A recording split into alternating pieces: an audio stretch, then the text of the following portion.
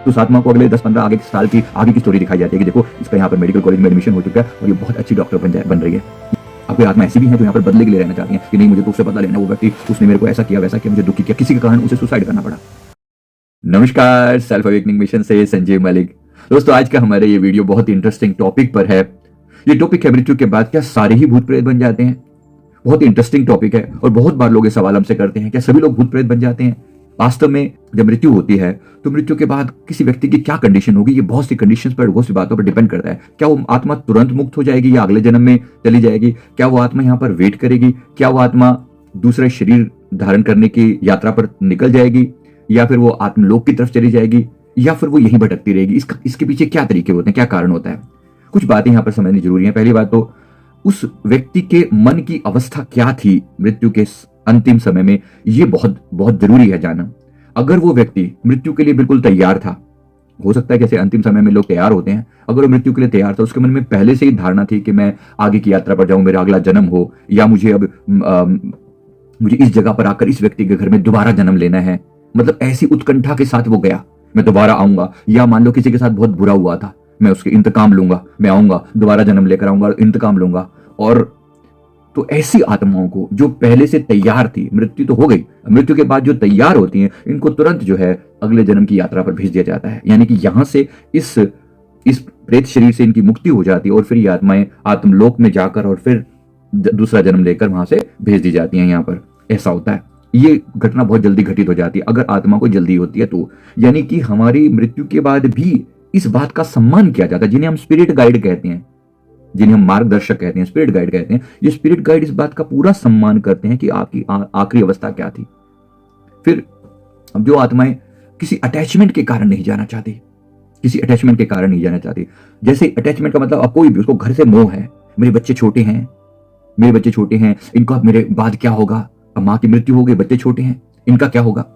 तो ऐसे केस में क्या होता है? क्या वो आत्मा भटकती रहेगी वहां आसपास में?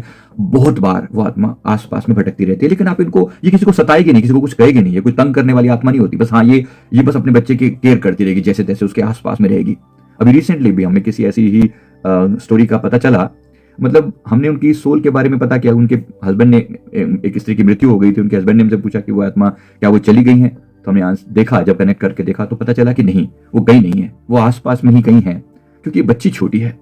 अब कोरोना काल में डेथ हो गई, बच्ची छोटी है, तो उसका माँ का प्यार अपने बच्चे के प्रति, क्या ऐसे केस में ये आत्मा भटकती रहेगी यहाँ पर?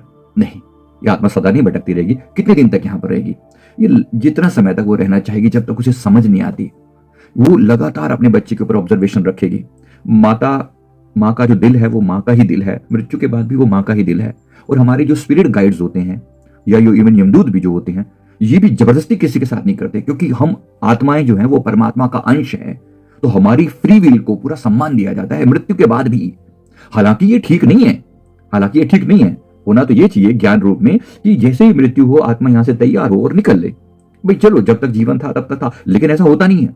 आत्मा पूरी तरह से संसार के साथ लिप्त है, बड़ी दुखी है, परेशान है, मेरा बच्चा। तो ऐसे केस में क्या होता है उनका? देखो, हम क्या कहते हैं, जैसे इस व्यक्ति को हमने एडवाइस दी कि आप अपनी वाइफ के प्रति, उनकी सोल के प्रति, क्योंकि वो शरीर की डेथ हो चुकी है, तो हमने उनको कहा कि आप उनके प्रति बार बार ये निवेदन के रूप में कहो कि प्लीज आप जाइए, मैं इस बच्चे की केयर कर लूंगा, मैं इस बच्चे की केयर कर लूंगा। उनकी, वो व्यक्ति की ने अपनी सिस्टर को भी इन्वॉल्व किया हुआ है कि वो बच्चे की केयर करते हैं, तो बहुत केयर होती है, उसको लगता है कि केयर हो रही है, ऐसी दिक्कत तो नहीं है, लेकिन फिर भी माँ का दिल तो माँ का दिल है। तो ऐसे केस में क्या होता है, हम प्रार्थना कर सकते हैं, सिर्फ हम भी प्रार्थना कर सकते हैं, कोई बाहरी व्यक्ति भी प्रार्थना कर सकता है, और परिवार के लोगों को भी हम यही करने को कहते हैं कि आप उन्हें कहिए कि आप प्लीज यहां से जाइए, हम आपके निमित्त प्रार्थना करते हैं। तो ये फिर आत्मा धीरे धीरे अपना मन बना लेती है और चली जाती है। जो 13 दिन होते हैं उसके बाद की बात हो रही है, 13 दिन तक तो वो यहाँ रहेगी। क्या उन आत्माओं का यहाँ पर रहना उचित है? नहीं, उचित तो नहीं है, उचित तो नहीं है। फिर भी मतलब उनका सम्मान किया जाता है। क्योंकि उचित क्यों नहीं है आत्माओं का यहाँ पर रहना? क्योंकि ये जगह उनके लिए बनी नहीं है। पहली बात तो शरीर तक ये सीमित थी ये जगह, उसके बाद जो है इस आत्मा का आगे जीवन तय है, अगले जीवन की भी स्टोरी कहीं ना कहीं लिखी जा चुकी है। अगर ये अब यहां से न गई, अगर ये अब यहां से ना गई, तो उसके अगले जीवन की स्टोरी को बहुत मॉडिफाई करना पड़ता है, चेंज करना पड़ता है, और उससे इस आत्मा को बहुत कष्ट सहने पड़ते हैं, क्योंकि सब चीजें तैयार हैं समय के हिसाब से। आप सोच के देखिए, हाँ या ना, अगर इस आत्मा की मृत्यु इस समय में होनी है, तो इसके हो सकता है 2 साल बाद इसका अगला जन्म भी लिखो, तो क्या होता है ऐसे केस में? क्या होता है ऐसे केस में? इस आत्मा को तकलीफ सहनी पड़ती है अगर ये लेट जाए तो। होना तो ये चाहिए कि चली जाए, बट अगर फिर भी नहीं जाती तो उसका पूरा सम्मान किया जाता है, मृत्यु के बाद भी सम्मान किया जाता है।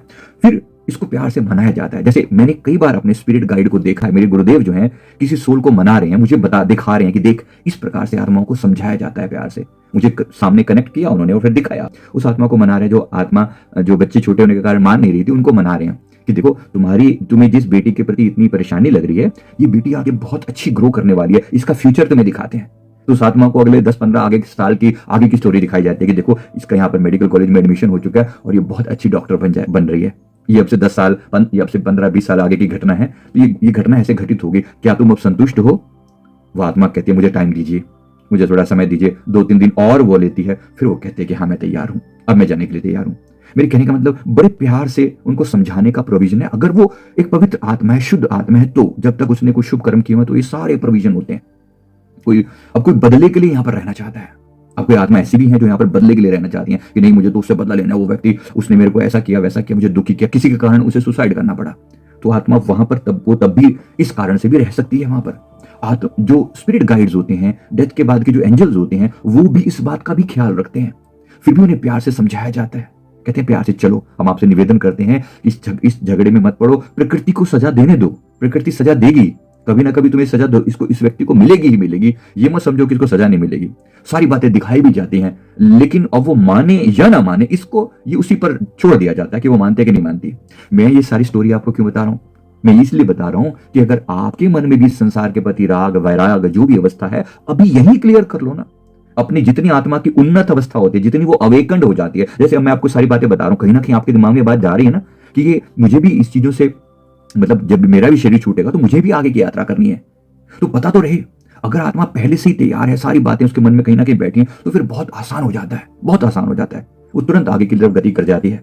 अदरवाइज उसको समझाने में बड़ा टाइम लगता है, और जितना टाइम ज्यादा लगता है ना, समझ लो कि उस आत्मा की कहीं ना कहीं उसकी मुश्किलें बढ़ जाती हैं। फिर उसको आगे मुश्किल का सामना करना पड़ता है, क्योंकि अगले जन्म में बहुत कुछ डिले हो चुका होता है, बहुत कुछ बदल चुका होता है। अच्छा, कितने समय तक यहाँ पर रह सकते हैं? आपने देखा होगा, कई बार सुना होगा, कम से कम, चलो देखा नहीं तो, कि फलानी महल में, या वो पुराना किला है या महल है, वहां पर वो शापित है, वो बाधित है, वहां पर बहुत सारी आत्माएं रहती हैं। ऐसा कभी कभी हो जाता है कि वो, अब किला तो अब से 100 साल पुरानी बात हो सकती है, 200 साल 300 साल पुरानी बात हो सकती है, कभी कभी 400-500 साल भी हो सकते हैं। ऐसा भी होता है। वो तब भी अटक जाती हैं, मतलब वो फिर वो उसको परमानेंट ठिकाना बना के ही बैठ जाती हैं वो आत्माएं। ऐसा भी होता है कि वो शुरू में तो उनको याद होता है कि वो यहाँ पर अटकी हैं, लेकिन कुछ समय के बाद उनको ये सब बातें भी दिमाग से हट जाती हैं, फिर वो यहीं पे ही अपने मित्र बंधु बना लेती हैं। ऐसा भी होता है।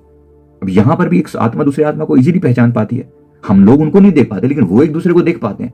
और आत्माएं हैं तो आत्मा में कहीं ना कहीं यारी भी हो जाती है, दोस्ती भी हो जाती है, पहचान भी। अच्छी आत्माएं, पॉजिटिव आत्माओं के झुंड मिल जाते हैं और नेगेटिव के झुंड मिल जाते हैं। कभी कभी ये नेगेटिव के झुंड, उनकी भी, मैंने जहां तक मैंने जाना है, समझा है और मैंने कांटेक्ट करके देखा है, तो इनके भी पॉजिटिव आत्माओं के अपने गुण वो इकट्ठे हो जाते हैं, जहां पर वो सेम टाइप की आत्माएं जो होती हैं, सेम टाइप की, जैसे एक माँ की सोल है, दूसरी माँ की सोल है, ये दोनों ही अपने बच्चों की वजह से दुखी हैं, बच्चे उनकी मृत्यु हो गई, तो ये दोनों आत्माएं आपस में 3-4 आत्माएं हो सकता है, ऐसा इनको ग्रुप बन जाए, ऐसा हो सकता है, मिल जाएंगे। ये सब भी चीजें होती हैं।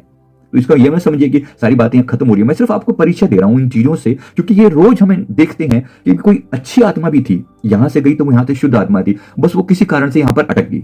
जैसे किसी कारण से अटक गई कि अभी मैं नहीं जा रहा, मेरे सारे मित्र बंधु तो यहाँ पे हैं, देख सब मुझे याद कर रहे हैं। आत्मा को ये देखना अच्छा लगता है कि देखो, मैं जीते जी मेरी कदर नहीं हुई, लेकिन मृत्यु के बाद लोग मेरे को कितना याद कर रहे हैं। लेकिन वो इधर जाती है, फिर इधर जाती है, सबकी रिएक्शन देखती है, देखते आखिर कितने दिन तक 10 दिन, 20 दिन, 50 दिन, 100 दिन, सब वही देख के रोते हो आप किसी के लिए। आप खुद बताओ कितना रोते हो, कौन रोता है? धीरे धीरे वो सब बोर होने लग जाते हैं, मतलब वो भी बोर होने लग जाती है आत्मा, और वो भी भूल जाते हैं उसको। तो बहुत सी आत्माएं तो उस समय में मन बना लेती हैं कि अब चलो यहां से एग्जिट करो। तो उस समय हमारे जो एंजल्स होते हैं, जो स्पिरिट गाइड्स होते हैं, उनको प्यार से वहां से ले जाते हैं। लेकिन अगर वो मन बना ले, अटक जाए यहाँ पर, यानी कि अब यहाँ पर उसका दिल लग गया, अब जब वो इस तरह की हरकत कर रही थी, तो किसी और नेगेटिव आत्मा ने आकर उसको बहका दिया। ऐसा भी होता है, किसी नेगेटिव सोल ने आकर उसको बहका दिया कि क्या है, देख तेरे को कौन याद करता है यहाँ पर, तू तो इनको देख, ये याद नहीं कर रहा ना, इसने तो कभी तेरे अपना समझा ही नहीं, इसको जरा मजा चखा, तू इसको गुस्सा कर, इसके ऊपर कुछ कर, इसके साथ कुछ हरकत कर। तो ये आत्मा कुछ लोगों को परेशान करना शुरू कर देते हैं। मतलब एक अच्छी आत्मा थी वो, उसको कोई प्रॉब्लम नहीं थी, लेकिन उसके मन को उसको भड़का कर उसको किसी न किसी रूप में दूसरों के प्रति नेगेटिव बना दिया जाता है। कभी कभी ऐसा भी होता है कि कोई तांत्रिक जो है ना इनको कंट्रोल कर लेता है, वो भी बड़ी खतरनाक चीज होती है। तो ये आत्मा जो एक अच्छी आत्मा भी थी, ये भी दूसरों के वश में आकर फिर फंस जाती है और फिर ये बुरे काम करने लग जाती है। और ये बुरे काम जब करने लग जाती है, ये टोलियों में मिलकर दूसरों को सताना शुरू कर देते हैं। ऐसा भी बहुत होता है। और जब ऐसा होने लगता है तो फिर ये इनकी तकलीफें जो हैं फिर वो ओवरऑल जो है फिर बहुत बढ़ जाती हैं। और ये बाद में इनके ये कर्म भी काउंट होते हैं, इनके ये कर्म भी काउंट होते हैं, ये कर्म भी जुड़ते चले जाते हैं। और बाद में इनका ये इतनी डार्क हो जाती हैं कि इनका यहां से निकलना मुश्किल हो जाता है। फिर जब ये डार्क हो जाती हैं, फिर ये सीधी नहीं जा सकती। फिर इनको निकालने के लिए इनके लिए दान पुण्य निमित्त कुछ करना पड़ता है। सबसे उत्तम चीज क्या है जो इनको मुक्त करा सकती है? वो है उनके प्रति की हुई सच्ची प्रार्थना परमात्मा के चरणों में, और कोई भी मंत्र का जाप जिस पर आपकी श्रद्धा हो, उस मंत्र का जाप इनके निमित्त किया जा सकता है और इन्हें समर्पित किया जा सकता है, ताकि उस मंत्र की शक्ति से इनके अंदर बल पैदा हो, इनकी समझ बढ़े और ये मुक्ति की तरफ चल दें। इसके लिए गायत्री मंत्र सर्वश्रेष्ठ है, क्योंकि गायत्री मंत्र में कहा जाता है धियो यो नः प्रचोदयात्, हे प्रभु मेरी बुद्धि को ताकत दो कि मैं सच के रास्ते पर चल सकूं। तो ऐसी चीज की जाती है। मेरे कहने का ओवरऑल मतलब इसमें यहां पर यह है कि किस तरीके से एक आत्मा को दिशा मिलती है, किस तरीके से एक आत्मा सच की राह पर चल सकती है, कैसे एक आत्मा को यहां से एग्जिट करना चाहिए। ये सारी बातें मैंने आपको बताने की चेष्टा करी, क्योंकि बहुत सारे सवालों के जवाब आपको मिले होंगे और नए सवाल भी पैदा होंगे। अगर कुछ ऐसा है तो प्लीज नीचे कमेंट बॉक्स में बताइए। आपके क्वेश्चन के हिसाब से मैं जरूर रिप्लाई करने की कोशिश करूंगा। देखो हमेशा पॉसिबल नहीं हो पाता, लेकिन फिर भी मैं प्रयास करता हूं कि आपकी बातों का जवाब जरूर दूं। फिर भी तो उम्मीद करता हूं आपको ये सवाल समझ में ये टॉपिक समझ में आया होगा। वीडियो अच्छा लगे तो लाइक कीजिए, कमेंट कीजिए, चैनल को जरूर सब्सक्राइब कर लीजिए। Thank you very